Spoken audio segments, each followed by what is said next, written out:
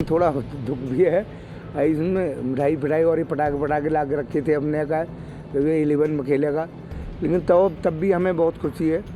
কয়েক বছর আগেও পেশায় পরিচ্ছন্নতা কর্মী হিসেবে নিয়োজিত থাকলেও দুর্দান্ত ক্রিকেটীয় প্রতিভা আর ক্রিকেটার হওয়ার তীব্র আকাঙ্ক্ষা থেকে ঝাড়ু ফেলে হাতে ক্রিকেট ব্যাট তুলে নিয়েছিলেন ভারতীয় cricketer Rinku Singh.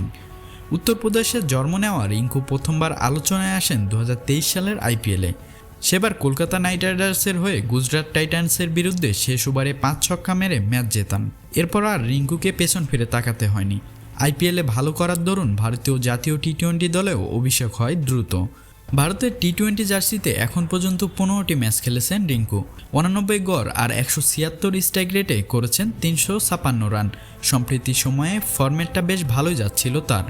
Hard-heater batter হিসেবে তাকে ভারতের টি-20 দলেও দেখতে চেয়েছিলেন সবাইকে অবাক করে সেই দলে ঠাঁই হয়নি রিঙ্কু সিংয়ের। রিঙ্কুকে বিশ্বকাপ দলে না দেখে ভক্ত সমর্থকরা যেমন হতাশ হয়েছেন, তেমন হতাশ হয়েছেন তার পরিবারও। ছেলেকে হয়তো বিশ্বকাপ দলে দেখবেন বলে আগে থেকে মিষ্টি আর বাজি কিনে রেখেছিলেন তার বাবা।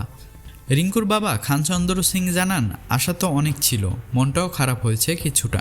মিষ্টি ও বাজি কিনে এনে রেখেছিলাম, আশা করেছিলাম যে বিশ্বকাপ দলে ও একাদশে রিঙ্কু থাকবে, কিন্তু রিঙ্কু তার মাকে ফোন করে বলে যে ও বিশ্বকাপ দলে নেই। তারপরও আমরা আনন্দিত, তবে মূল দলে না থাকলেও বিশ্বকাপের স্ট্যান্ড বাই হিসেবে খেলোয়াড় হিসেবে আছেন রিঙ্কু। বিশ্বকাপের আগে মূল দলে কোনো খেলোয়াড় ইনজুরিতে পড়লে হয়তো কপাল খুলতে পারে তার।